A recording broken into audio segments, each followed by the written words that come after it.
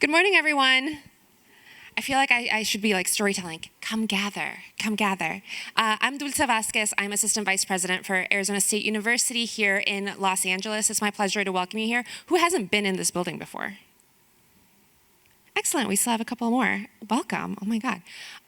This building was built in 1914 as a newspaper headquarters, and you are sitting where the printing presses were. You can imagine people walking around, all the supervisors making sure the papers are being printed on time. This was the Herald Examiner, started out as the Los Angeles Examiner, merged with the evening paper, the Herald Express, to become the Herald Examiner. We opened this space in summer of 2021 as an expansion efforts into California, which is our second largest recruitment pool for Arizona. Some of the things that I love about the building, particularly for the climate folks, the adaptive reuse of the building.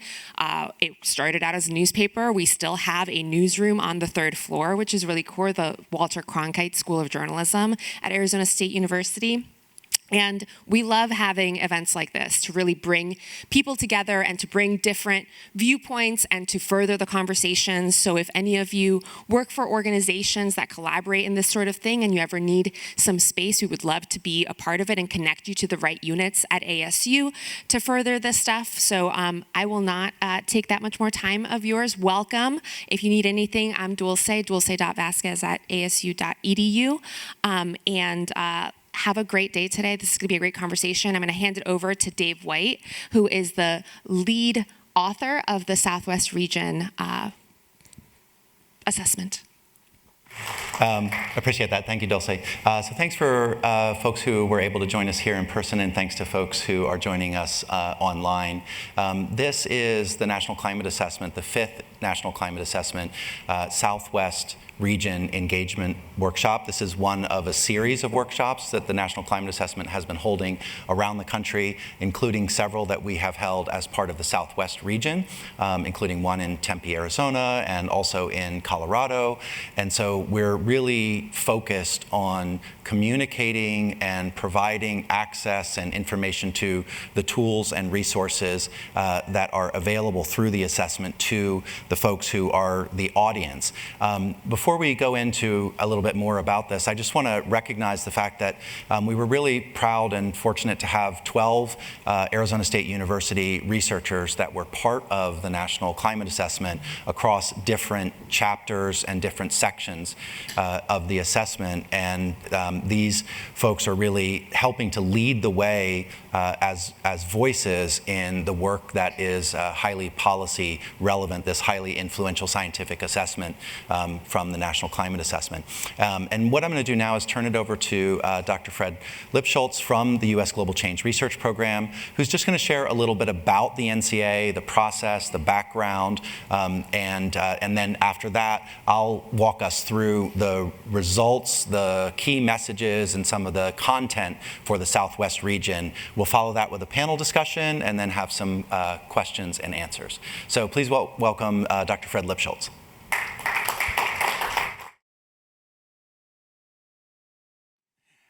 So I'm at the U.S. Global Change Research Program, and it's been around since 1990, and it is charged by law to do the things you see there, help the nation and the world understand, assess, predict, and respond to human-induced and natural processes of global change. We bring together 15 federal agencies now to work on all of these issues. And we have just, in the last few months, been charged by the White House to develop a plan for the federal government around climate services. So not just climate science and research, but around the other parts that you see here, the predict and respond part also, especially the response in climate services. So that's a big new activity for USGCRP. And we just released our strategic plan, and it had these 4 pillars. So our standard, advancing the science. So we represent the science agencies who generate all of the information that the nation uses. And we also now, building on this, what we saw coming about climate services, we also are deeply engaged now through these same agencies in engaging the nation and informing decisions. And then also a strong piece overseas. So we collaborate internationally with groups like WCRP, the World Climate Research Program, and Future Earth. So that's another aspect where we have activities. So the NCA itself, the law says we have to do this every 4 years. This is the 5th one, as Dave mentioned. Since we started in 1990, obviously we didn't meet that 4-year metric until recently. So starting with Obama, we've been doing quite well.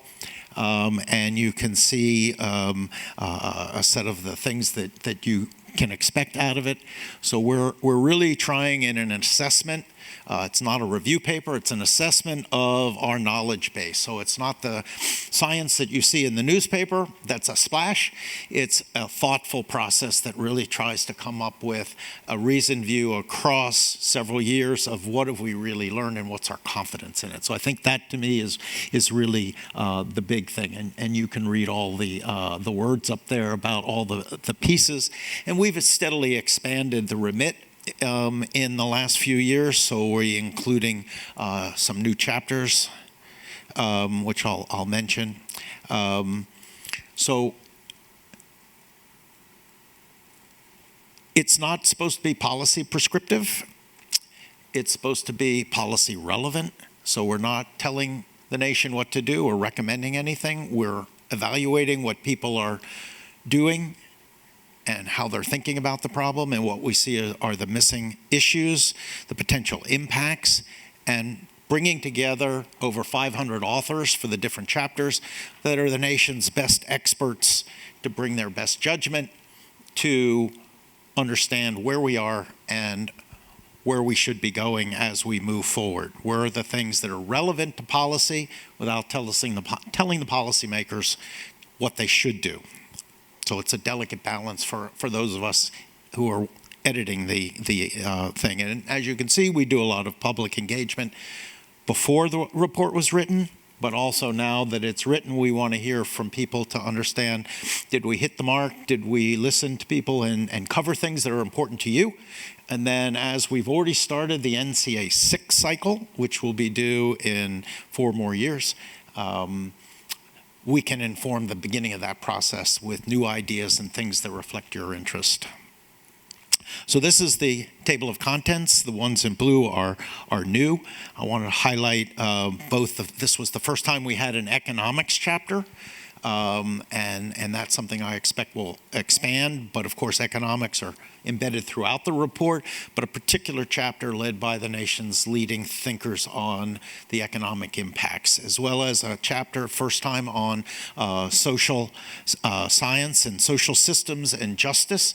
Obviously, a big focus and a shift in the last decade to really thinking about what we've learned and how climate change impacts frontline communities of all sorts.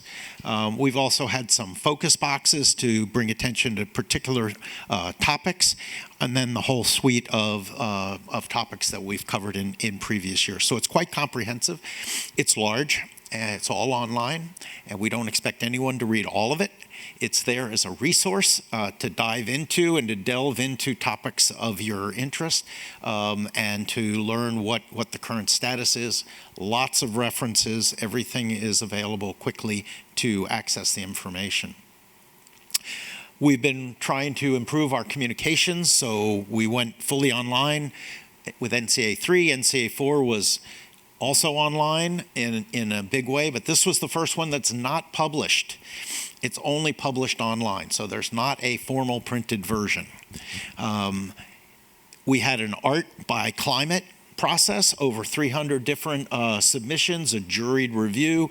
Those are now embedded in throughout the report as another way to communicate how people are thinking about climate change. We also have some podcasts that have been recorded, so we're always looking for ways to improve how we communicate the results and reach a wider audience. The NCA Atlas is something that I was deeply engaged with and stay engaged with, creating the first atlas that we've had for the climate projection information and historical data in the report, so that now everyone can readily access it, and we'll be improving that. The next version should be going up towards the end of the summer as the next data set comes out. So that's a big project for my interests. So what's it good for all that work? So it really justifies a call for action. So if you're looking for motivation for people to take action, it makes a clarion call for what needs to be done, but not what to do. It provides guideposts on information like we'll talk about here for regional issues and planning. And it's excellent as a place for teaching and assignments for students at all levels to understand and think about what does this mean for us, and how should we and how can they engage. So we're always looking for ways for students to get involved. But it's also a reference for the fundamental science. If you want to know, instead of the global IPCC, what's happening and what do the US experts think that is happening in the US, this is the go-to place to find out what's our current view on the science underpinning climate change and what's going to happen to the US. And it also is frequently brought up in legal rulings. So if you are going to court, you can go to court with this and point to it. And that's one of the big things that we are always keeping in mind, that companies can use the assessment report in their activities. And the agencies come to us all the time and say, we use that in setting our regulatory requirements and justifications. So when you see EPA or FEMA and these other things, they're all using NCA as the core. So as I said, we've started NCA6, so there's an opportunity to join and get involved. And I think all the authors will agree that it's quite an experience. It's a lot of work, but it's also something that really brings you into contact with the I don't want to say elite necessarily, but the leading thinkers in climate of all those topics you saw across the nation, and provides a very interesting perspective to get people to think about how does their work fit into this larger picture. So right now there's a call for comments on the structure of NCA6, what chapters, what topics, so on, is still open. The Federal Register notice, there'll be workshops and various things over the next year as the new group of authors starts to crank up. And then you can sign up using that QR code for our newsletter to find out what's going on across the federal space in climate change. And so you can, there's the citation for the chapter, and I'll leave it there and leave it for Dave to start the panel. Thank you.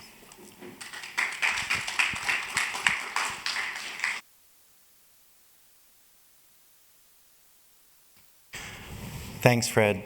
So before we get to the panel, I'm just going to provide an overview of the chapter and give you the highlights of the key messages that were provided in the Southwest report. But before we do that, one of the things Fred mentioned was the different approaches that we took to try to engage the American public in understanding and interacting with the information in the report, and to try to stimulate climate action. And one of the things that really struck me was the poem that was written by Ada Limon, the 24th Poet Laureate for the United States. And we commissioned this poem for the National Climate Assessment when we met Ada Limon during the all authors meeting in Washington, D.C. One of the things that struck me that she said that poets and scientists have one thing in common, and she said, we are the noticers. She said, we are the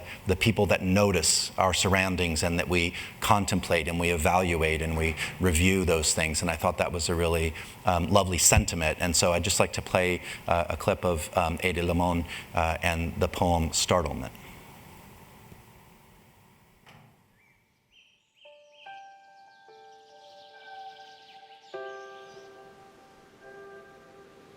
Startlement.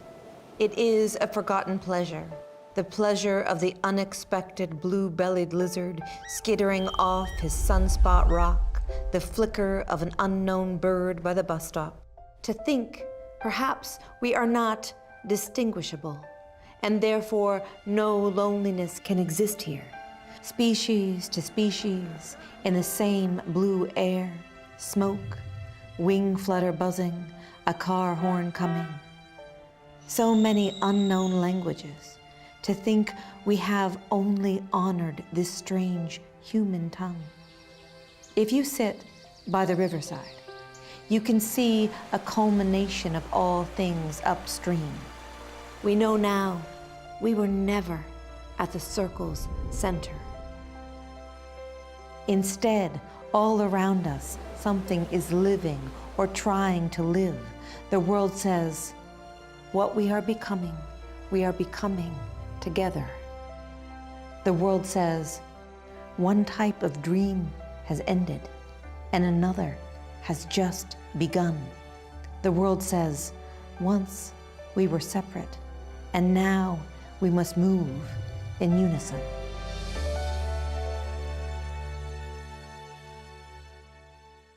So I think that really expresses the sentiments that are more from the arts and humanities perspectives, but that are reminding us to connect the science that we're doing and the assessment of that science to the everyday lived experience in the lives of the people that we're trying to influence and to inform through the NCA5. So I'm going to skip through some of the background materials because Fred did an excellent job of covering the NCA5 on behalf of the U.S. Global Change Research Program, just to remind us that this is a mandated process through the U.S. Global Change Act of 1990. It sets out these origins and the evaluation, the priorities for the assessment. And I'll jump into focusing on the Southwest. And so for the purposes of the U.S. climate assessment, the Southwest includes the states listed here, including California, Arizona, New Mexico, Nevada, Colorado. So we have this region, and that's the remit for our section of the report. And in the report, as Fred mentioned, each of the chapters included artwork that was submitted and juried. And so this was one of the pieces that I pulled that represents the Southwest region. And from the artist, the description is, my drawing depicts 11 endangered species and their different ecosystems found in the western United States. And from the artists, they said the most difficult challenge was making this piece cohesive across all the different habitats that normally wouldn't be found together. I live in Boise, Idaho, and surrounded by wild places that I consider part of my home. I wanted to ensure that these ecosystems are protected, and I hope the viewers come away with an appreciation for our western wild places and the importance of biodiversity and healthy ecosystems threatened by climate change. And I thought the challenge of depicting the Southwest United States in one piece of art represented very well the challenges that we as authors faced in trying to assess the science of climate change and climate change impacts on the region as diverse as the Southwest United States.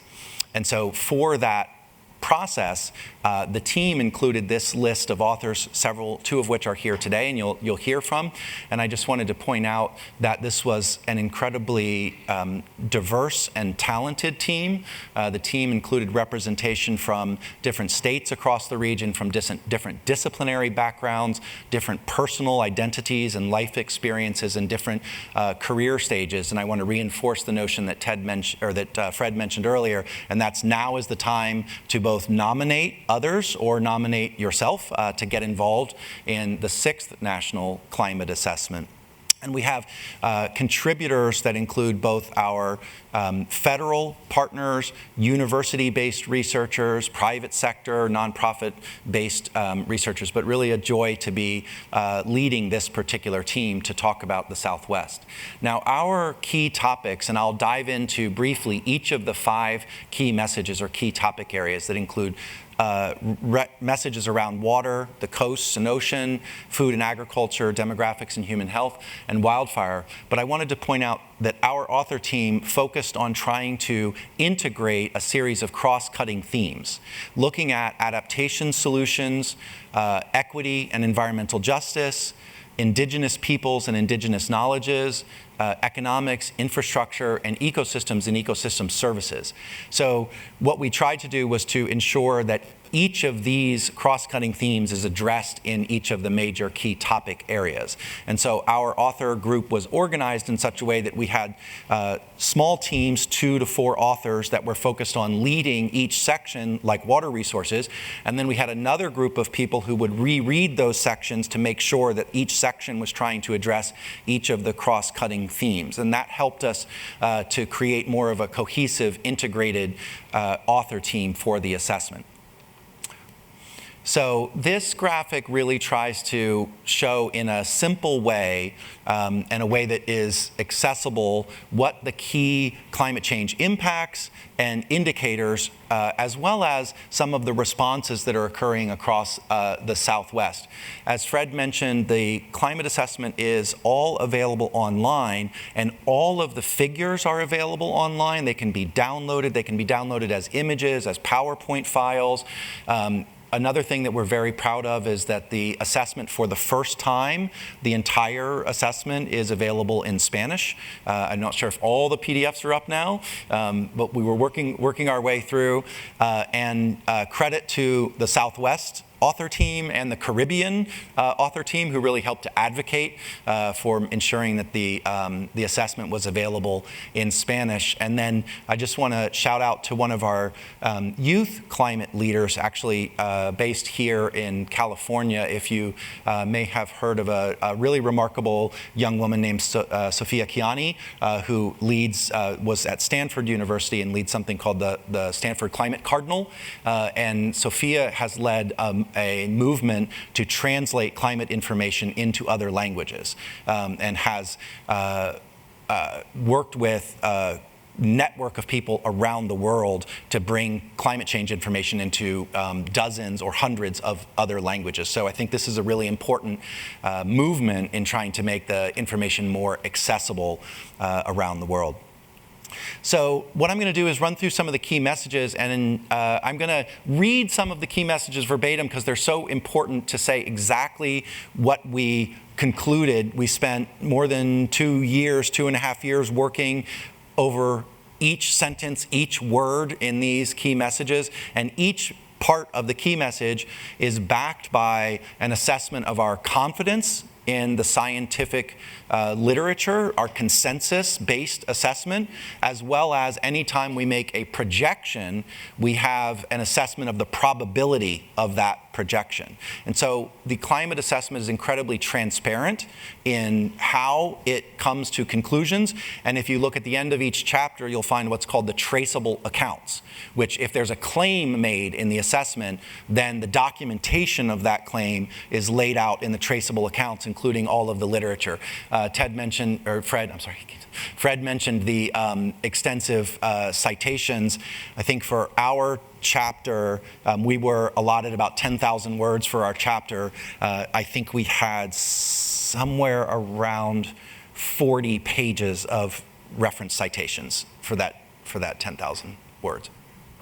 So how is climate change impacting water resources in the West? Climate change has reduced surface water and groundwater availability for people and nature in the Southwest, and there are inequities in how these impacts are experienced. Higher temperatures have intensified drought and will lead to a more arid future. Without adaptation, these changes will exacerbate our existing water supply-demand imbalances.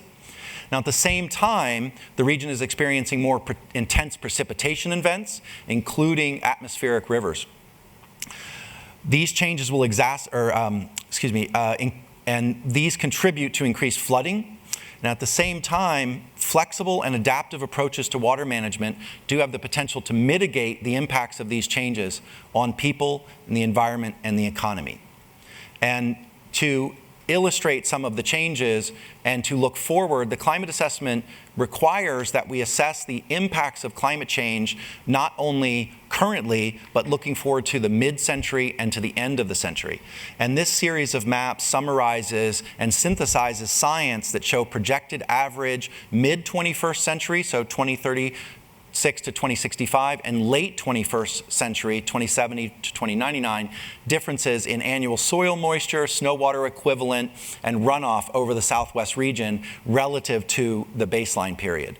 And so the other point I want to make about the maps is that there is an extensive set of metadata available. So for each of these maps, you can then find the climate models that were used, the projections that were used, and the data underlying each of the maps within the climate assessment. This figure really speaks for itself. A picture tells 1,000 words. This is Lake Mead water levels looking from space with NASA images in 2000 and 2022 during the so-called millennium drought or the mega drought period in the southwestern United States. And you can see this significant and precipitous decline in the water supply for the southwestern United States as illustrated through the depletion in the reservoir levels, which have dropped to the lowest levels since the reservoirs were created.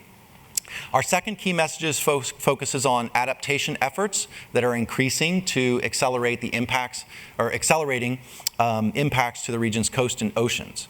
And so the key message here is that large-scale marine heat waves and harmful algal blooms have caused profound and cascading impacts on marine coastal ecosystems and economies. And without the implementation of adaptation or emissions reductions measures, this human-caused warming will drive more frequent and longer marine heat waves, amplifying negative coastal effects. Sea level rise, along with associated impacts such as flooding and saltwater intrusion, will have severe and disproportionate effects on infrastructure, communities, and natural resources. But the California state government has applied climate science to planning and decision-making for sea level rise, and multiple regions are moving toward climate-informed and adaptive strategies for fisheries. However, climate planning and adaptation solutions for aquaculture are less clear. And we'll hear about some of those solutions in our panel discussion that are being implemented. And we really note in the assessment how California in particular has led the nation in climate adaptation and climate response.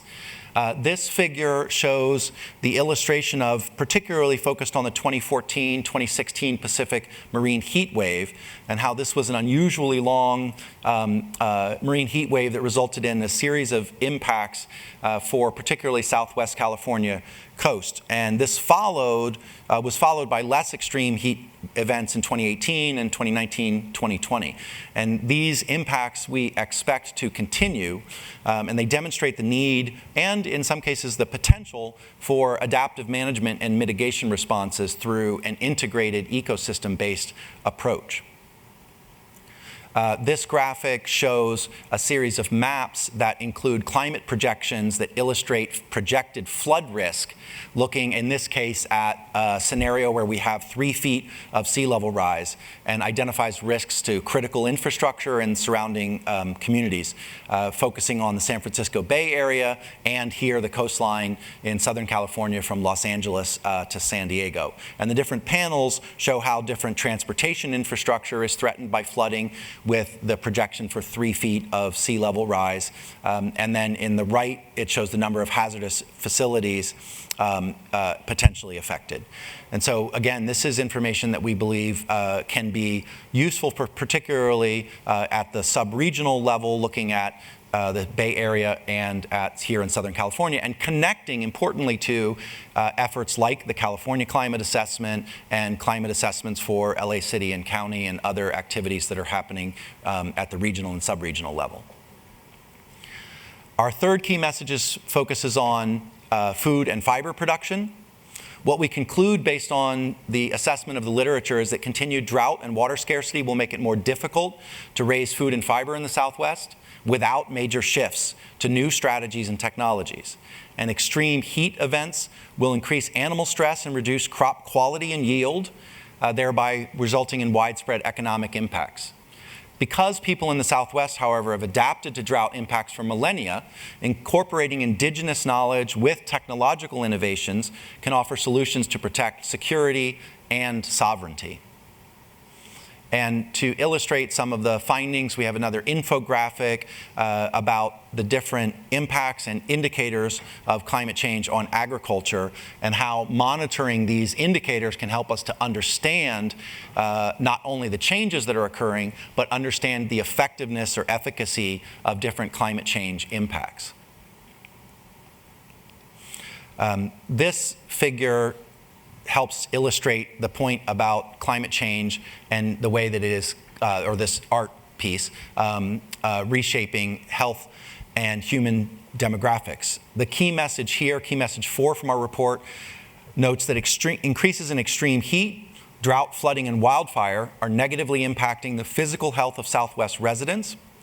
Climate change is also shaping the demographics of the region by spurring migration of people from Central America to the Southwest. Individuals particularly vulnerable to increasing climate change impacts include older adults, outdoor workers, and people with low income. Local, state, and federal adaptation initiatives are working to respond to these impacts, and we'll hear from one of our panelists and folks hopefully in the room about some of those adaptation initiatives that are ongoing here in the Southern California and California more broadly.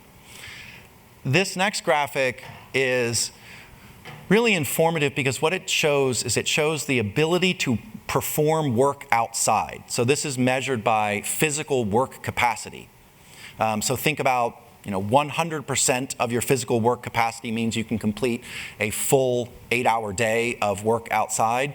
We project that based on the best available science and the climate projections that the ability to work outside will decline across large swaths of the Southwest due to heat exposure, with the greatest declines expected in southwestern Arizona, southeast California, and California's Central Valley.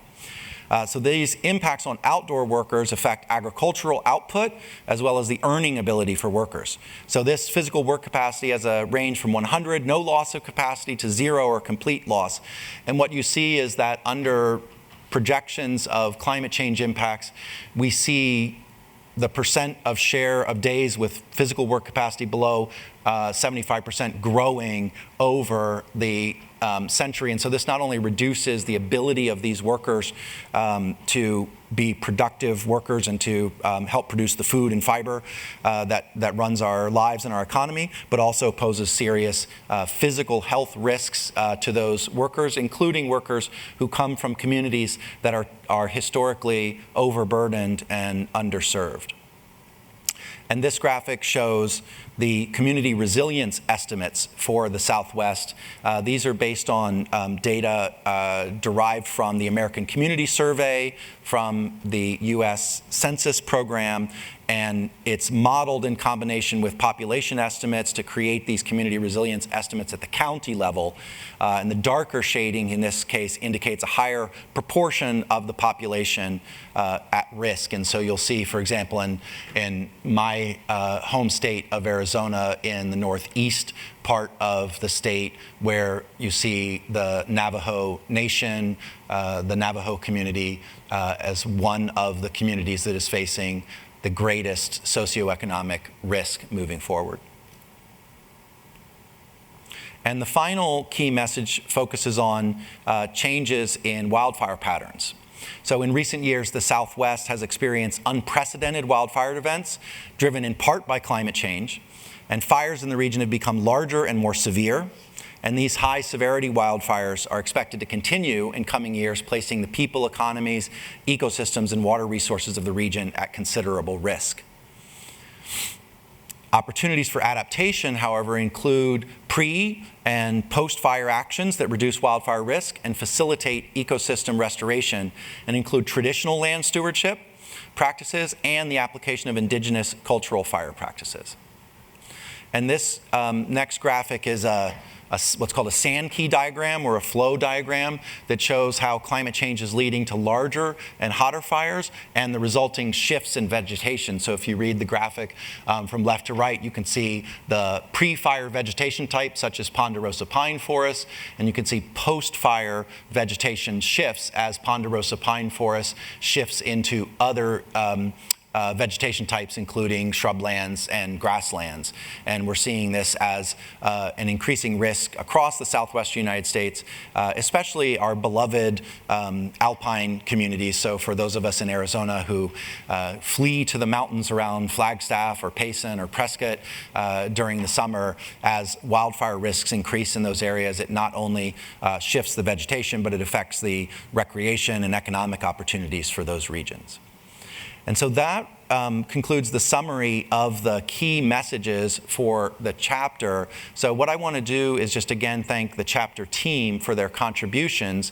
And then I'm going to show you just very briefly, Fred mentioned the atlas that is available from the NCA website. And so here, this is a live shot of the NCA Interactive Atlas. And so you can go on to the Interactive Atlas, you can open the Atlas Explorer, and again, the transparency, the traceability of the data is very high in this process, so you can learn about the data.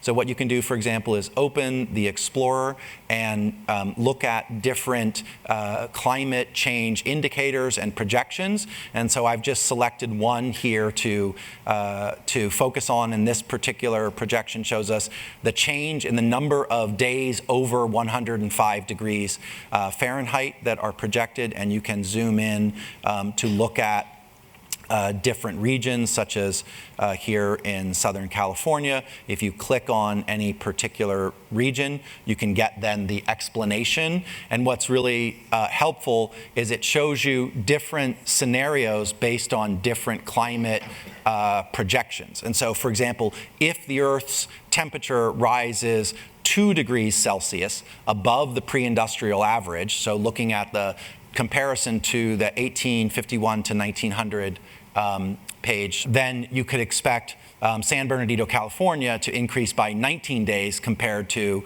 1991 to 2020. And if you step through this, what you can see is looking at the different climate scenarios. So if we look at 3 degrees Celsius over the pre-industrial average, then the number of days over 105 would increase by 34 days relative to the baseline period. If we are unfortunate to see a warming of 4 degrees C over the pre-industrial average, you see 44 days additional of 105 degrees or more.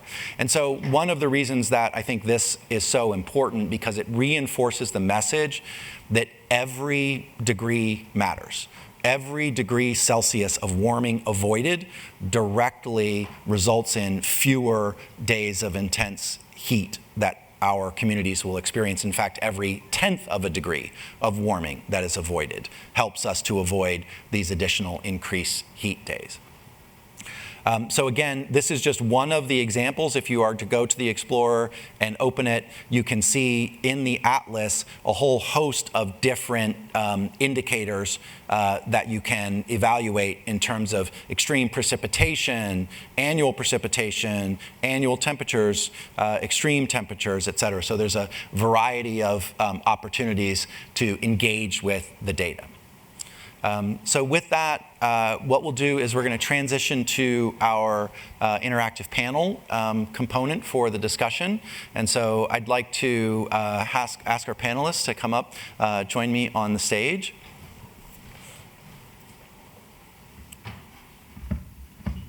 Perfect. So with me on the stage, you'll see listed here Holly Froelich from University of California, Santa Barbara, and I'm going to ask each person to give us short introductions of themselves, and so just introduce their names here. Steve Ostoya from USGCRP California Climate Hub, Elizabeth Liz Crossan from the Metropolitan Water District of Southern California, Kelly Turner here with UCLA, and then myself. Right. So with that, let's just go down the line here. So just in a minute or two, just kind of introduce yourself, give us a high-level summary of the work that you're doing and how it's related to the National Climate Assessment. Hi, everybody. So I'm Holly Freilich. I'm an assistant professor at the University of California, Santa Barbara. So I focus mainly on the ocean-based part of the Southwest. So very much California exclusive.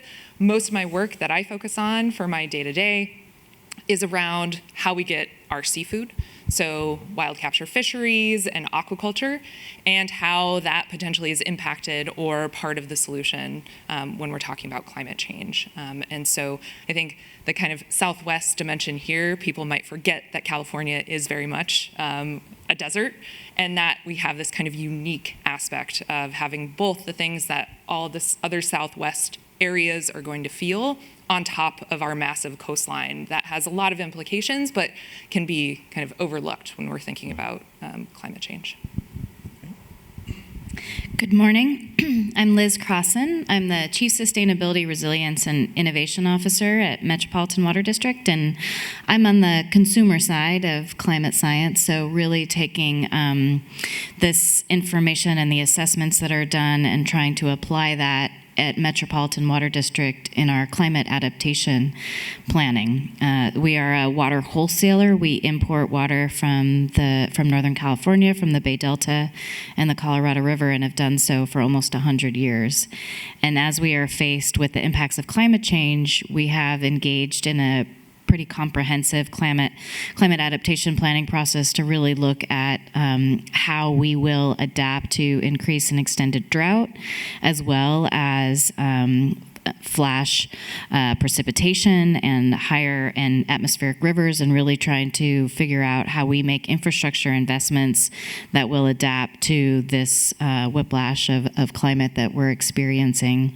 And my role is to bring together our 26 member agencies throughout 6 counties in Southern California to develop a comprehensive adaptation plan to do that. Hi, my name is Kelly Turner, and I am an associate director at the Luskin Center for Innovation, where I manage our heat equity research portfolio. And the Luskin Center at UCLA plays a translational science role. So we try to understand the state of the science and get it into an actionable format. And so we have worked with many of you in the room to do that. We focus on 3 main areas. The first is heat governance. So in that area, we focus on the places where people will become exposed to heat, and where vulnerable people become exposed to heat in their everyday lives. We also focus on resilience planning, working with individual communities to learn their lessons, and then also creating actionable science. So for instance, an example of that right now, we're working on a national shade equity map with American forests. So I'll leave it at that. Thanks. Thanks, Kelly. Steve? Thanks, Dave. Good morning. Steve Estoya. I'm the director of the U.S. Department of Agriculture's California Climate Hub. The Climate Hub program is functionally an applied climate science program that was stood up in the President Obama administration as the response to the Climate Action Plan. We also help people make better decisions in the face of climate change, but our sphere is natural and working lands, so farms, forests, fields, and also water. Our program sits on campus at the University of California at Davis, where I have a faculty appointment there. I also co-chair the Science Advisory Panel for Governor Newsom's Wildfire and Forest Resilience Task Force. In fact, my team is helping update the action plan. I was an author on this Southwest chapter and also led the Western Wildfires chapter. Mm-hmm. We do our work, as I mentioned, in the natural and working land sphere. So a lot of our work is focused on agriculture, assessing the impacts associated with changing climate on agricultural production in California, which is very challenging in a place like California that grows so many things, as well as trying to make our forests more resilient to climate change and wildfire, and also recovery efforts post-wildfire.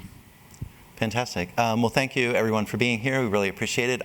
The first question is going to be for Liz. Liz, in the report, as I described, the first key message focuses on water resources, which is a really critical topic, obviously, for the Southwest. And it identifies how climate change has affected our surface and groundwater supplies in the region, and notes that without adaptation, this will affect supply-demand imbalances. But we also note that flexible and adaptive approaches have the potential to mitigate some of these impacts. So can you just describe some of those innovative and adaptive management strategies that Metropolitan Water District Southern California is deploying to help enhance water security, enhance resilience, and adapt to this changing climate? Sure, thank you. So I'd like to just start by explaining a situation that we were faced with a couple years ago after 3 years of consecutive extreme drought in Southern California. As I mentioned, Metropolitan has really established itself through the importation of water into Southern California.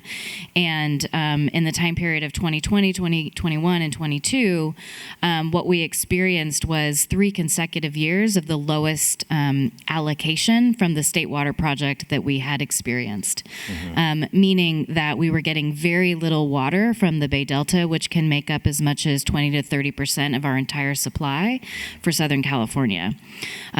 So much so that the only water we were actually receiving in 2022 was for health and safety purposes, so the actual minimum. And what was really exposed was a vulnerability in our system. So we have about 7 million people of our 19 million customers that only really have the capability of receiving water from the state water project, from the Delta, when it comes to imported water. They have some of their own local water supply sources, but they cannot receive our stored water or Colorado River water. And so what that meant is, for the first time in our almost 100-year history, we had one portion of our service area that were under mandatory restrictions that the rest of our service area was not. And so what this really demonstrated to all of us is the need for flexible and adaptable mechanisms in order for us to ensure that we can move water around, store water when we have it, and make diversify our portfolio in a way that ensures that we have the flexibility to better recover when we have these types of episodes. So we immediately started working with our member agencies to start to look at just some infrastructure adjustments that we could make to make sure that we can move water around in a way we hadn't been before. So looking at using some of our pump systems to go kind of both ways, looking at new conveyance systems from areas that hadn't been reached before. So this is just kind of looking at the bones of our system and making sure that it's flexible and adaptable. I think one of the major concerns around that is that actually requires more electricity and therefore more climate impacts by building in that flexibility. And so it's something that we need to be really aware of. So at the same time that we're increasing our pumping, increasing our electricity use, increasing our emissions, looking for ways to reduce and mitigate our own climate impact through renewable energy, through variable pump systems, through just smart management, time of use type of management. So, that's one thing.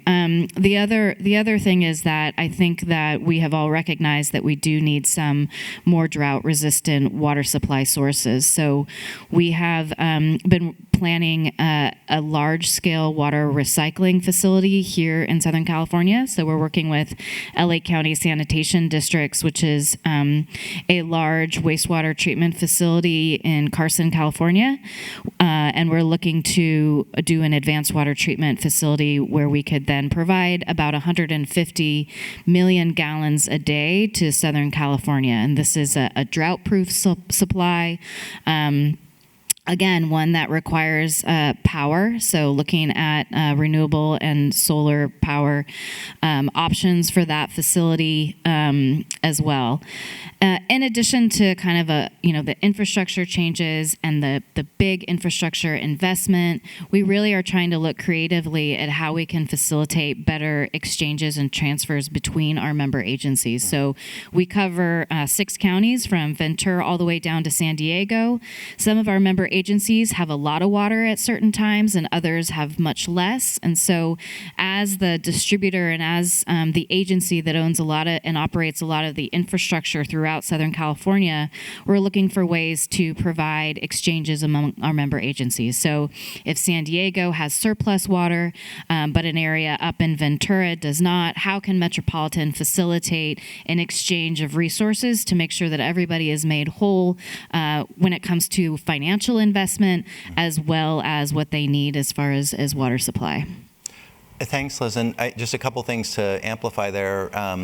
One is the need for adaptation and flexibility within the physical infrastructure, but then that has to be matched with the governance and policy and legal rights. Because as you mentioned, your infrastructure was set up one way, but you had legal limitations on the water rights to different sources, right? So trying to map these infrastructures to the policies in ways that allow you more flexibility is a big challenge that I see across the different communities that we talk with. And you also brought up the point of the interconnectedness, right? You're trying to solve one challenge with water supply resilience, but you're also thinking about energy demand, greenhouse gas emissions, renewable energy. So it's interesting to hear how you kind of highlight, while the key messages in our chapter focus on one particular sector, often when you're implementing these adaptations, you have to be thinking across multiple sectors. So great. So Steve, I'm going to come to you next. So you and your co-authors, so as mentioned, Steve was one of the co-authors on the report. You conclude that drought and water scarcity will make it more difficult to raise food and fiber in the Southwest without major shifts to new strategies. And we're seeing impacts like longer growing seasons, northward shifts in plant hardiness zones, expanded areas of heat stress, higher rates of evapotranspiration. We also note that people in the Southwest have adapted to drought and to these conditions for many years. So based on your work, your engagement with producers, farmers, ranchers, can you share some of the most effective strategies to adapt and to thrive in the face of climate change? Sure, yeah, thanks Dave for that. I'm going to put this in context too a little bit. As we are in California, California is the largest producing agricultural economy subnationally on Earth, right? So California is more important food-wise and food production than all of the Western states put together. It's more important than the number 2 and number 3 state combined. The key to California being so productive, and then you loop in the rest of the Southwest, are water and its climate. Growers will tell us that it doesn't really matter how hot it gets as long as we have water. So water is the tool in the toolbox, but we just heard the complexities associated with that. One of the things that also makes this problem quite difficult is we lump the word agriculture, but really in the Southwest, we're talking about hundreds of different commodities that have different market demands and growing thresholds and all kinds of unique dynamics associated with them. Some of the things that we're finding are that, yes, plants are not as productive with extreme heat conditions. They didn't do well in the 2012-2016 drought. It was a multi-billion-dollar loss just across California. What we're finding that the producers, or what we call the technical service provider communities, those are individuals that are farm consultants, or they work for Natural Resource Conservation Service, or Resource Conservation District staff, or Cooperative Extension. They have the real relationships with producers. The producers are really demanding information, quite honestly. They want to know more and more what the future looks like. So what we're finding, and maybe this is parallels to some of the work you're doing, is that going into these groups and conducting workshops and trainings and using a lot of the resources like the atlas that Dave showed at the beginning of this session, those are the types of things that folks are really thirsty for. right? Because we feel, and they are also telling us, that if they can make more informed decisions around climate change, then they have the capacity to implement different inputs into that system that ameliorate those things, which could be cover cropping. It could be letting a field go to fallow sometime. It might be introducing, if you're a wine grape producer, introducing a new rootstock that's a little more drought tolerant. So that decision space is broad, but what we're finding, they actually want to know what the future is going to look like so that they can then be prepared to make that decision on their own, giving them that latitude. Right, and so that really illustrates one of the challenges that we face in making the climate science actionable, is to make it relevant, timely, at the right spatial scale, at the right time scale to be able to inform. You know, we're here talking about an assessment that focuses on the entire Southwest region, but how do we make sure that that information is as usable as possible for someone down at the scale of a water district, or at the scale of an irrigation district, or, you know, ideally at the scale of a farm? And how does an individual producer help to utilize this information? I think we're making some strides in that area, but we still have a long way to go. Agreed, yeah. Callie, I'll come to you next. The Southwest Chapter focuses on the conclusion that increases in extreme heat, drought, and flooding and wildfire activity are negatively impacting physical health of Southwest residents. And there have been a number, the national media is now paying really close attention to extreme heat. There have been stories in the New York Times, other national press about it recently, sparked in part by extreme heat events over the last several years. You know, living in Phoenix metropolitan region, we had a run of 110, 115 plus days this past summer that really focused attention. But the report also highlights some of the important local, state, and federal adaptation initiatives that are working to respond to this. So can you just tell us what you are doing with your colleagues and collaborators in the region to help respond to extreme heat, to protect residents, including communities who are historically overburdened and underserved, and then also what more needs to be done? Great, thank you for the opportunity to talk about these sort of health linkages. First of all, there are these splashy statements like extreme heat kills more individuals in the United States than all other weather-related disasters combined. And I think those kind of global statistics have been fantastic for getting heat on everyone's radar, because compared to a lot of other climate impacts, extreme heat is sort of at its infancy in terms of governance and planning. That's starting to change thanks to folks like Marta Segura, our chief heat officer here, who's in the room. But one of the things I would highlight in terms of extreme heat and health is it's incredibly context dependent. So one thing I would highlight is the equity component.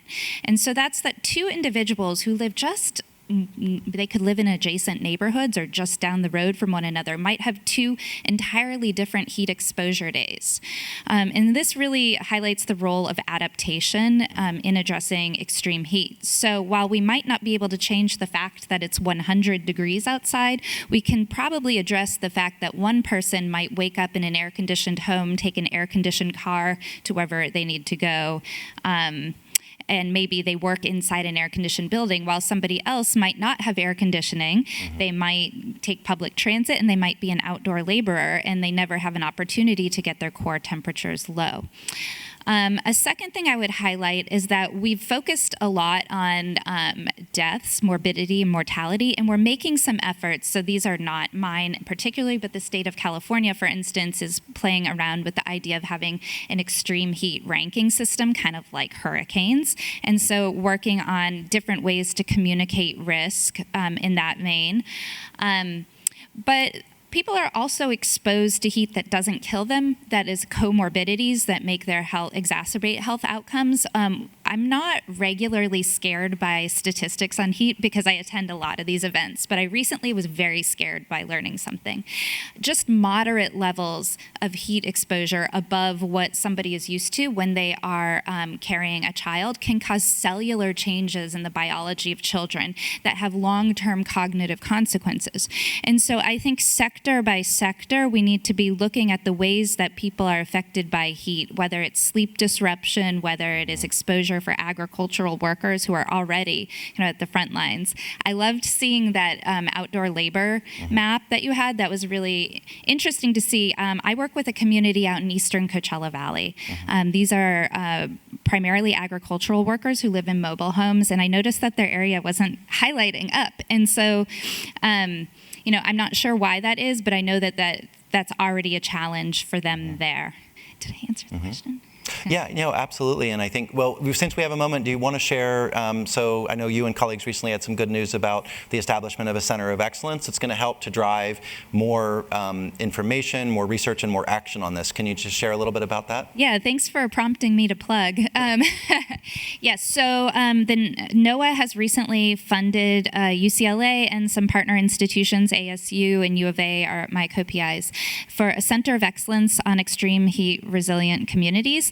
And what we're going to be doing is working with a cast of 50 plus experts from across the US and internationally to create a framework for what heat resilience planning looks like. So that might be stress testing the existing emergency management systems, that might be figuring out resiliency indicators, that might be better communication tactics. And then we're going to work with a series of 30 communities throughout the United States and beyond, and communities is intentionally broad. This could be a native nation, this could be a school district, to both help them prepare for extreme heat, but also to learn lessons and create a community, because the idea is that we need to fold all this information into a series of recommendations that the federal government can use to help support action down the pipeline. And also, while I have this moment, I would highlight that California also has an analog program that they put out a call, and it's a much better funded program, by the way, an analog program for communities across California to engage. It's the Extreme Heat and Community Resilience Program. And so they will be investing in communities over the next 3 to 6 years to do planning and implementation projects around extreme heat. And I would have to say a lot of this involves capture of federal resources because communities just can't do it alone. And so data like this, one of the things I would say, Dave, this is a term I remember I learned from you, institutional isomorphism, right? So that's just basically, we need to look at how the federal government is framing climate issues, and then we can kind of capture that structure in the way we do more local, state, and community assessments. Yeah, this is a moment in time where, while we're facing some of the greatest challenges as a nation related to climate change, we also have this moment where we have focused public attention because of events like extreme heat, because of water supply, water security challenges, because of impacts to agricultural, productivity and to the oceans and coasts. We also have a once-in-a-generation federal investment through the Inflation Reduction Act, CHIPS and Science, bipartisan infrastructure law. But as I talk to communities around the country, there is a real gap between the federal funding, the ability to access those funds, and then to implement projects. And there's a short sort of window of time to get all of this, to take advantage of this moment where people are paying attention, there's funding and financing available, and we have the science and the knowledge and the information necessary to really try to make some transformative changes. So I'm hopeful that we collectively can work toward that. So I'll come to Holly next. As we discuss in the chapter, and your team in particular focused on the fact that the California's coast is home to nearly 70% of the state's residents. The coastal counties employ more than 12 million people. We identify a series of risks that I talked about in the beginning, but we also reinforce the notion that the California state government, with partners, have been leading in applying climate science and planning to decision making. So can you just talk a little bit about how specifically California is showing national leadership through climate adaptation, which actions can be replicated to other states in the region, and some of the work that you and your colleagues at UCSB and your extended network are doing to help inform and motivate that work? Particularly, I know your work in oceans and fisheries is a prominent focus. Yeah, happy to. So yeah, exactly. And I think this has been reiterated multiple times here of California is this interesting case of we have a lot of people, we produce a lot of food, and we have pretty decent fisheries, a little bit of aquaculture. So in kind of a broad sense of the term, like California has a lot to lose by not kind of leading the charge on climate, both mitigation and adaptation. And in fact, that's kind of what we're seeing. And I would say that's kind of reflected in the community of people who live in California, including myself, of kind of people wanting to see California take that lead and take those reins. So California is rolling out a variety of things that have been mentioned already, kind of in, again, broader terms. They also have a quote-unquote climate change roadmap, laying out various ways of which to address climate change, both from kind of stronger regulations around emissions, car sales. We also have, for all the ocean people, offshore wind lease going in and being implemented. And on the side of fisheries and aquaculture, we have had and seen for seafood or aquatic food production that the Pacific Fisheries Management Council did adopt an ecosystem plan for their fisheries in 2013. However, it's more just kind of guidelines on things of, okay, if you're going to be facing ocean acidification or if you're going to experience low oxygen conditions, here are some recommendations and guidelines, but not so much kind of here's exactly what you need to do and what things are available to you to do those. And I would say it's even less so on the aquaculture side. So aquaculture is aquatic farming, and we don't do a lot in the United States collectively, but a lot of people are interested in aquaculture for a variety of reasons. One of them of how does it fit in with diversification? How does this look and how will it fare under climate change? And certainly under kind of discussions that I've been having with some of people in this room around things like marine carbon dioxide removal. The oceans are a major focus point of that, and yet they have not garnered the same level of attention and detail that we need to be able to make informed decisions in planning. So, yeah. Great. So let me open this up for anyone who wants to answer, and we can just sort of bop around a little bit. We mentioned the different strategies to increase the accessibility of the report, including the art, making it interactive online, translating it into Spanish. We've mentioned also a couple of the challenges in terms of the usability and accessibility of this report. So especially as we're just now entering the cycle for the 6th National Climate Assessment, what more needs to be done? We know that things need to be more relevant for individual users, if you will, of the report. But how do we do that? What works the best as we start to launch NCA6?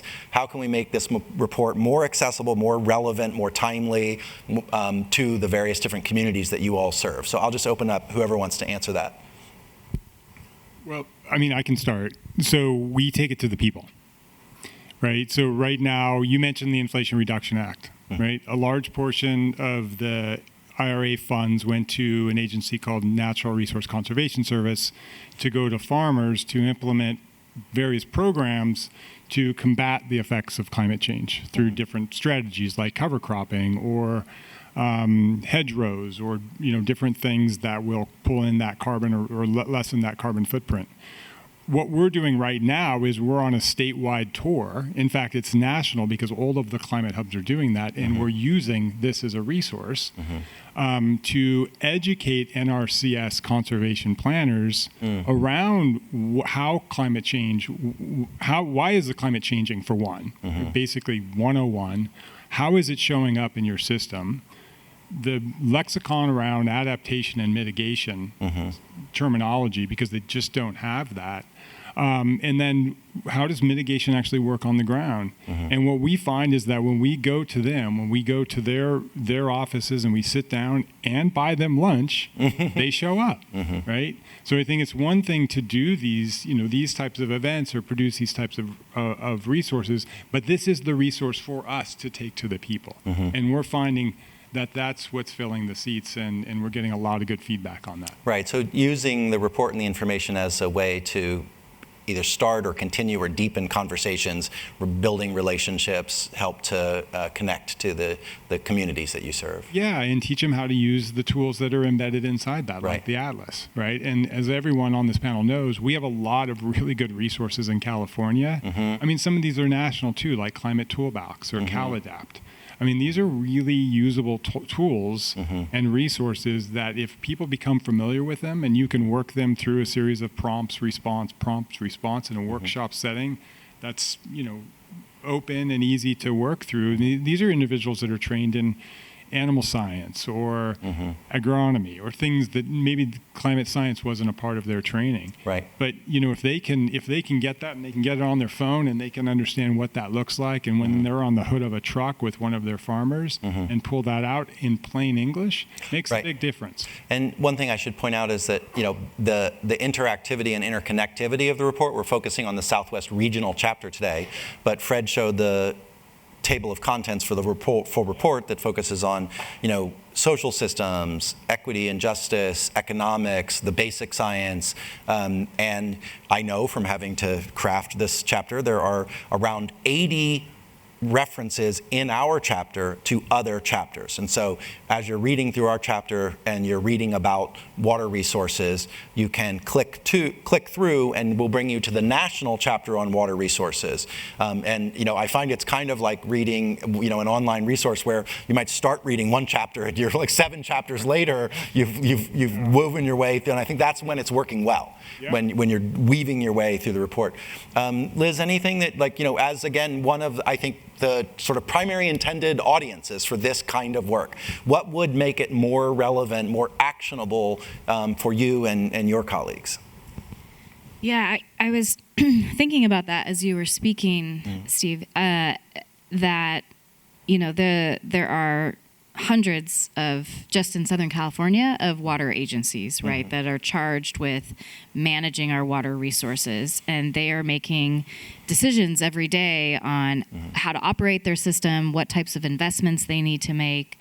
And I think it is extremely useful to get these tools in the hands of those managers and those planners.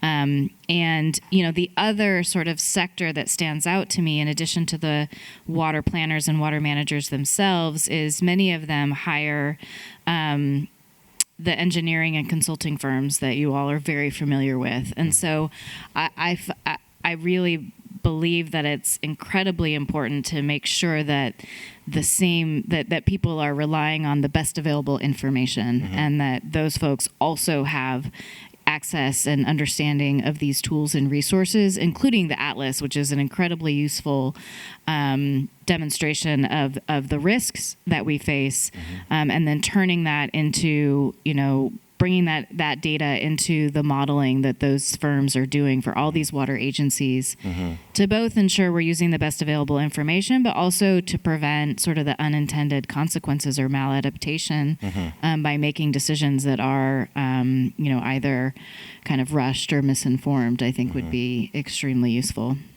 Yeah, I think it's really important. One of the most significant values of the climate assessment is it provides an authoritative and consensus-based assessment of scientific knowledge about climate risks and impacts and adaptation strategies. And so it provides a common set of knowledge and common set of facts. And, in our highly politicized environment in this country, having the ability to have a conversation starting from a common set of facts is a really important basis for, then deliberation about what kind of actions, and those actions might take all sorts of different forms and types, but at least if we're all starting from the same base of information, it helps structure that conversation. Yeah, and just to add on that, that's something that we've really tried to do as the water wholesaler with our 26 member agencies, and many of those agencies also have their sub-agencies, so we can cover a large group of water agencies doing this type of planning and making sure, like you said, that they're starting with a common source of information and foundation of understanding, so that we can just get to the work. And that's the urgency that we all feel to make decisions and to move forward with the adaptation strategies really requires, I think, that foundation setting. Kelly, what more can be done? How can we improve? And I will again make a plug for the fact that not only say these things now, but put them into the Federal Register. So we'll put that QR code back up so you can go to the Federal Register and make these recommendations to the NCA6 so it goes into the information flow into the new cycle. Yeah, well, I'll start with a positive comment. I really like the inclusion of data stories and infographics. I think illustrating case use is helpful so that communities can understand how the information could be useful in context. So I would highlight another positive is, as you say, having authoritative voice across regions as we're starting this new center to show that heat is going to have different types of impacts in different regions, and that's a helpful thing to know, and have a baseline that everyone's working from. Two challenges that are perhaps specific to the heat area. One is that, okay, this is one of my favorite things to communicate about heat. Heat is a verb. It is a process of energy transfer. And so anytime we have any sort of temperature information that is shared, we are showing a snapshot of that energy transfer exchange. And so I think if you were to talk to somebody who does local planning and they look at these kind of heat statistics, they see some utility, but they might also see some dissatisfaction on the implementation and action side, partly because of scale, but also as you change the scale of the problem to more local and local kind of heat-related issues, you need different heat metrics. So just using air temperature or even air humidity is not sufficient. You need, for people, measures of heat burden, which are different, or other kind of metrics. A second thing I would say, and this has to do with making appeals to the federal government. I think you're absolutely right that there are a lot of resources and there's this sort of mismatch in local capacity to leverage. I would highlight a couple federal programs that are missing the mark on heat, and maybe this information can be helpful for. So, for instance, right now we know that formulas for LIHEAP assistance are skewed towards cold weather climates, and I know Arizona has been sort of pushing to say, like, no, hot weather climates need weatherization assistance as well. Similarly, FEMA, for instance, has never declared extreme heat a federal emergency, and their programs for long-term heat mitigation right now, for instance, the BRIC funding source, are really not funding extreme heat. Right now, over the past 5 iterations of BRIC funding, about less than 1% of that has gone towards heat mitigation. So this is sort of a twofold. It's a double-edged sword. On one hand, this kind of information could be huge for communities to advocate and say, these are the problems. This is going to be a huge problem for us already and in the future, especially in the Southwest. We're going to need weatherization for heat. We're going to need FEMA assistance for heat. However, it might be kind of staggering. If I were to put on my federal government employee hat, I might think, wow, the sheer cost of taking on heat due to the magnitude of the problem within these federal programs that I'm sure are already underfunded seems insurmountable. So, yeah. Yeah, that's all great advice and recommendations, and I think it does illustrate the need for, at the federal level, a kind of, we use this term, a whole of government approach, trying to figure out how we can coordinate across different agencies, and also just the increasing recognition of this as a risk. And I love that. I'm going to say, as my colleague Kelly Turner says, heat is a verb. I'm going to talk about that and use that. That's the American Meteorology Society. I also, through this process and working with your colleagues and working on this assessment, I learned all about different, ambient temperature, wet bulb temperature, all sorts of different metrics of heat. That's part of the joy of working in this interdisciplinary environment, is learning all of these different measures. So I'm going to give a warning. We're going to go to get some audience questions here in a moment, and as a professor, I'll take the liberty to call on people, since we have a small but well-informed audience here in the room, including I have former graduate students who are out there and others who work specifically in this space. So think of some questions, Marta and Laurel and others out there who you might be able to help us. Holly, last to you. What more needs to be done? How can we improve the next cycle? Sure. Yeah, I think for the oceans, a lot of it is information deficit. in comparison to land. So our land colleagues have really fine resolution, downscaled information of things. We don't have that for the ocean. We have it for the California current system, but that's about it. And so transferable information can be limited. And then who's at the table having those discussions to connect them, right? So fishermen and aquatic farmers are kind of on the front lines. Like, they know climate change is here, right? We know the Dungeness crab fishery here, one of the largest and most profitable and valuable in our state, has been shuttered 3 separate times in the last 3 years because of climate-linked natural disasters for them. And they are now litigating against big oil for the first time. So you have the fisheries industry taking on the oil industry because of losses that they're trying to link to climate change. So I would say the Pacific Fisheries Council is very well aware and connected to this type of information because they're using it in litigation currently. But that's not everybody, right? Those are big, large-scale fisheries. And I would say for, say, aquatic farmers, they kind of feel left out because they are not prioritized. What their role is in the larger scheme of climate change or food production is missing, and it certainly, we see that in kind of the information that we do or don't have. So how to target that particular kind of coastal or maritime community a bit more in very kind of, I don't know if many people know fishermen or aquaculture farmers, they don't like email. That's not a thing that they do. You have to go to the fisherman's market, you have to go to their farm, you have to go to the docks and ask them questions and kind of garner or go to the councils themselves to provide really targeted information, or else they won't know. Yeah, it's an interesting point because, you know, Steve making a similar point about working with producers, with farmers, with ranchers, et cetera. You know, so that's something I don't know that we have really a solve for. Is, of course, we have our excellent extension services based out of our universities. We have the climate hubs. We have other federal infrastructure in place, but we don't have that. There's the climate core that was announced under the Biden administration. You know, I think that's had a slow start to get rolling. But how do we have people that are out there, you know, embedded in these communities, working directly with individuals, you know, communicating in the way that works best, you know, meeting those people where they are and communicating in the way that works best for them.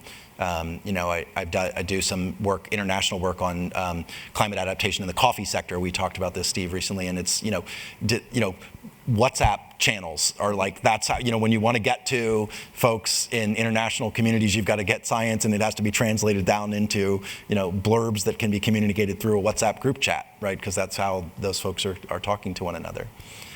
Yeah, and I would just say, right, that's while the farmers or the producers themselves are part of the solution, like that, for me, one of the interesting parts of the aquatic world is that the kind of the policy landscape is lacking, for a better term, for how these people and communities are going to adapt and what the governance looks like for that. And so the connection doesn't necessarily have to be right at the farmer level, because they're largely just coping right now. For when things hit, they'll respond in kind. Right. But the larger kind of actual long-term adaptive strategies that do require a bit more systems level changes and integration could be the kind of go-to and place where it could be strengthened. Those bigger structural systematic changes. Between agencies at the California level and federal, which already exists clearly. But yeah. Well, I think we have a microphone. Lauren here has a microphone. So questions, comments here. And if you might just, you know, share who you are and then either let us know if there's a panelist that you'd like to answer, or just throw it out to everyone. Thank you, Dr. White. My name's Jonathan Parfrey. I'm with the group Climate Resolved. So, Fred, this question might be best directed to you. I was looking at the mapping tool, and I had a similar reaction to Dr. Turner, which was that it was kind of a blunt tool. It wasn't as fine-grained as, let's say, the California climate assessment or CalAdapt in terms of getting that higher resolution, because like Los Angeles County has 4 climate zones as identified by the California Energy Commission, and so you just have LA County there as one big homogenous thing. And I'm sure I also saw Oklahoma City. I bet 200 miles around Oklahoma City, it's the same climate zone, or maybe more than 200 miles. And Los Angeles is just not the case. It could be 30 degrees difference between Malibu and Woodland Hills, which is, 8 miles as the crow flies. So, it prompts a question, which is, what is the value add of a local, if the end user is let's say, an agency staffer who's creating a climate action adaptation plan? What is the value add of the national climate assessment over the tools that are provided by the state of California? What should that staffer look to in the Southwest region or report that won't be contained in the state of California documents?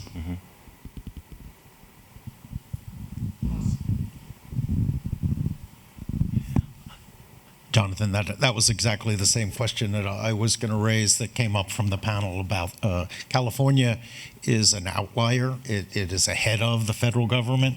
It has a very, very sophisticated and CalAdapt and other things and everything that is done here. The tools that we make at the federal level are for all across the country. And so we try to balance that issue. So, for your direct question, if you're in California, you want to use what CalAdapt has. As a tool developer for things like the Atlas and other things that we've done federally, there's always this tension between climate exploration and using tools like that and people who are actually engineers doing stuff and people who are deeply engaged, who do want to see. And underpinning all those maps is the 4-kilometer, same kind of data. It's locatue, same as you're having under CalAdapt. It's just that we've made a choice in a tool that is used by the general public or by unknown actors to aggregate and provide them at the county level so that they don't go too deep without understanding a little bit more. At that point, they should be engaging with people who are with them through the conversation as opposed to exploring. So we've made a choice to do that. But I think it's a question for the panel is, do you agree that, this problem of California is different than most of the other states? You have your own assessment and your own sets of information. And when do you use one versus the other in your work?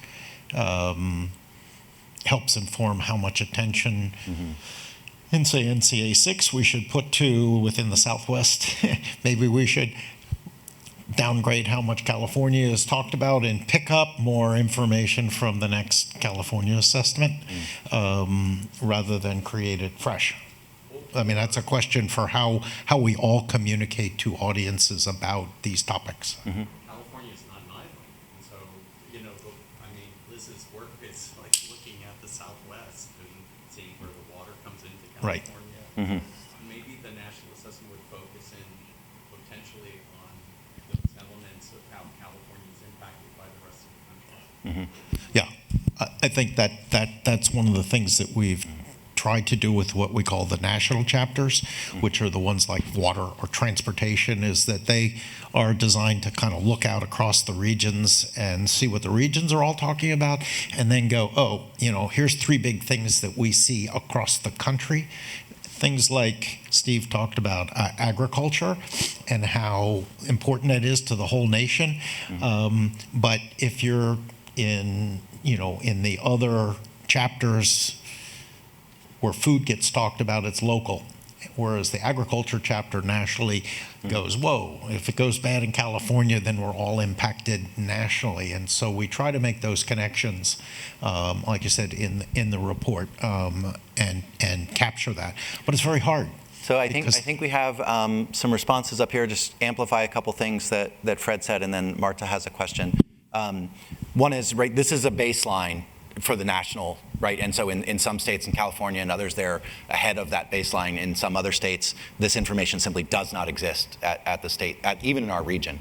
And second, the transparency of the data. And again, the 4-kilometer resolution climate data is available even to you here in Southern California. So if you have the expertise, interest, and capacity to use that data, then it's there in the metadata and available on the website for utilization. So responses to this question, but I think this is, you're bringing up one of the great challenges we have, which is essentially the vertical integration and coordination of various climate assessment and action planning and implementation processes. We have the same challenge with going from the IPCC to the NCA, right? And IPCC is a framing and input data, but we're not timed. We don't have the schedules linked between the IPCC, the national assessment, the California assessment, the LA city county. Like, this isn't all linked in a way that would be sequential, and coordinated in that vertical integration. And that's a real issue.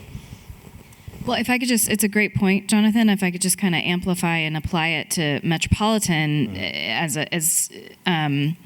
so when we do our climate adaptation planning, we use the data from CalAdapt, and then we have to then integrate that with what we get from USBR related to the Colorado River, and in some cases what we get from the Department of Water Resources related to the state project. And so I think it's a great point and I understand the decision to make this really accessible and understandable, but to have an additional track or portal for water planners so that they can actually have a place where this information is integrated could, I think, be really helpful. Mm-hmm.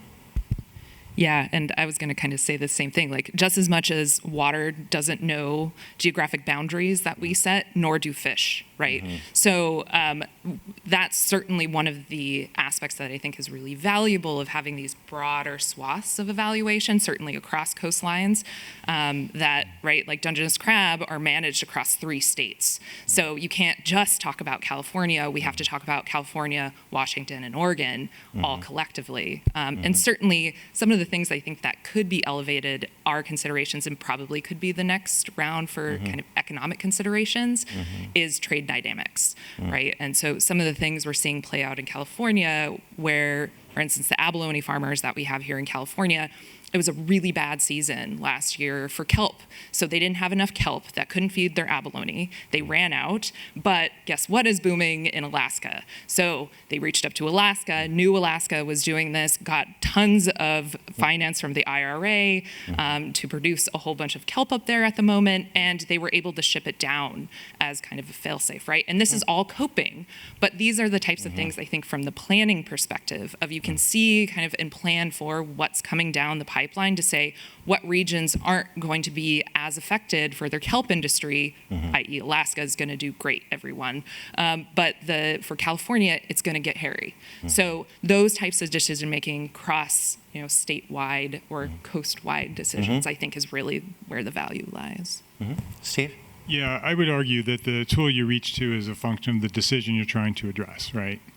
And I think that there's an enormous amount of value of having a national assessment so someone like the regional forester can assess what might be going on in California at the same sheet of music, if you will, to Idaho. Versus if California was left out of this, reliant on the California system, and then all the other forested systems are having another framework, right? So that's a different decision space.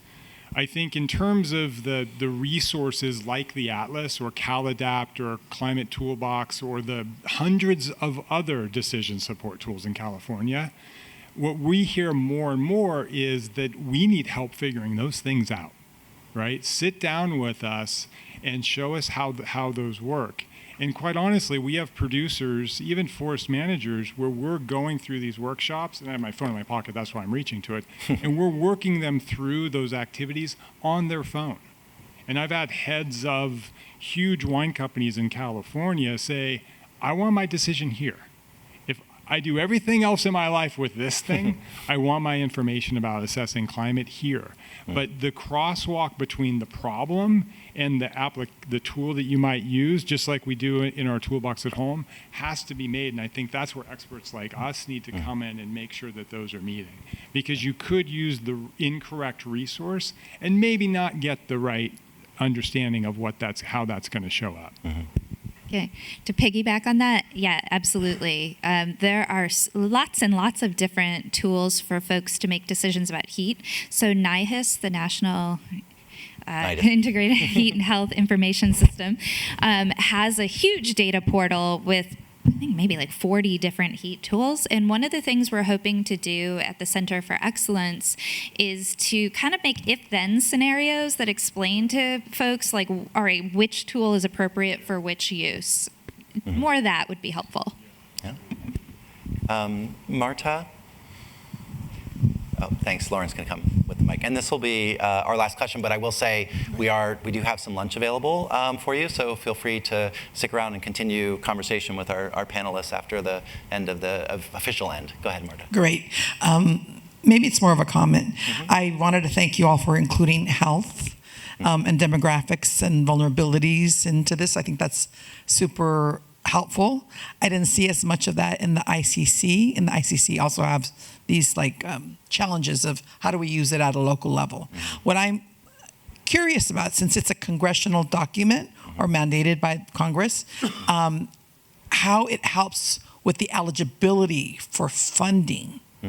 And not just for California, but for other states. But I'm particularly interested in Los Angeles because I find that's what my challenge is, not just with this, but with the state of California, with the federal government as a whole. FEMA and EPA are good examples of not having climate hazard data accurate enough for California, so that then we are out of their eligibility maps for funding in these vulnerable communities because of the additional vulnerabilities, right, that are there, or the different ecosystems that are there.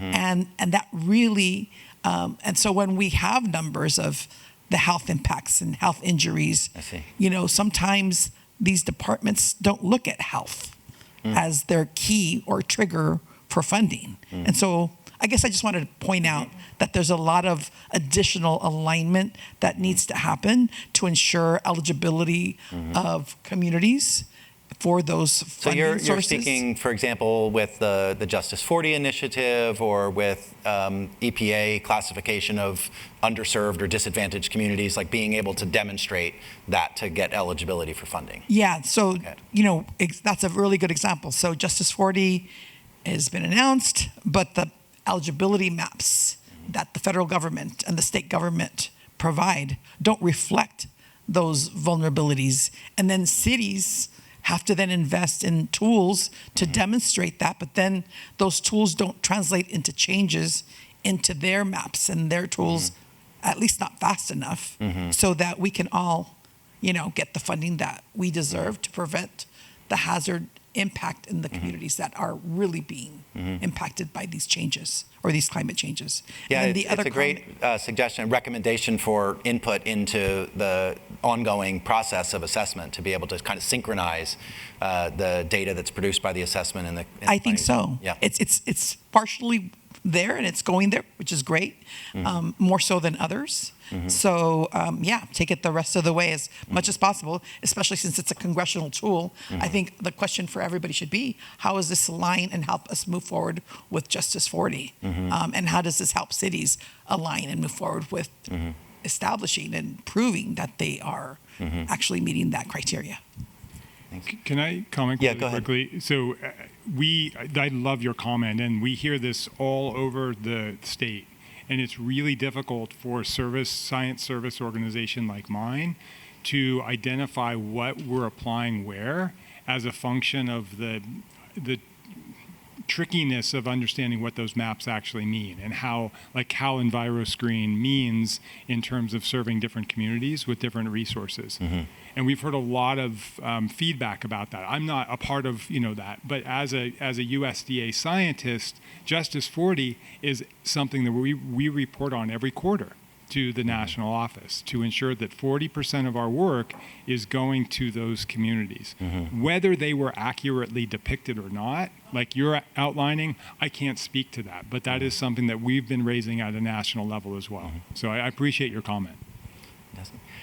So with that, especially in respect for our amazing events and support teams who have done a great job setting this event up, we're going to call it to a close there. But I want to thank amazing panelists and thank everyone who was here and folks who were joining online and who will be watching this. So importantly, we've recorded this panel. We'll be sharing the information out for others who couldn't participate in person today. But Holly, Liz, Kelly, Steve, thank you for joining us. Thank you, Fred, for coming down and representing USGCRP. And thanks to all of our team who helped set up and organize this event.